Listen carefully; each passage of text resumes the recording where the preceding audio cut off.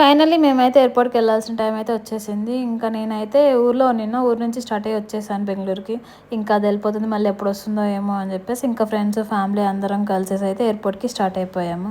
ఇంతకీ ఏమా అంటే మేఘా జర్నీ వెళ్ళిపోతుంది. సో, ఒక పక్క మాకు బాధగున్నా, ఇంకో పక్క హ్యాపీగా ఉంది. బాధ ఎందుకంటే మేము ఎన్ని డేస్ ఉన్నాము, మన మెమరీస్, ట్రిప్స్‌కెళ్ళిన అవంతా ఒకసారి గుర్తు చేసుకుంటే చాలా బాధ అనిపిస్తుంది కానీ తన లవ్ ఆఫ్ హర్ లైఫ్‌ని తను చూసుకోవడానికి వెళ్తుంది కదా! సో, తన హస్బెండ్ దగ్గరికి వెళ్తుంది అన్నట్టు చాలా హ్యాపీగా అనిపిస్తుంది. ఇలా అందరూ ఒక్కొక్కరు ఒక మిక్స్డ్ ఎమోషన్స్‌తో ఫైనల్‌గా అయితే మేఘా చెక్ ఇన్ చేసే టైం అయితే వచ్చేసింది. ఇంకా అందరము అంతా ఫ్రెండ్స్, ఫ్యామిలీ అంతా వచ్చేసి ఒకసారి finally send off ఇచ్చేసాము.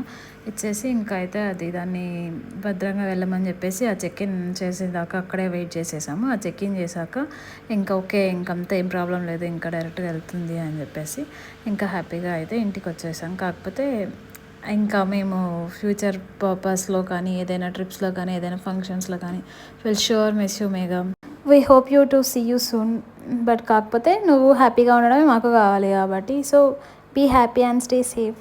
Happy journey Megha.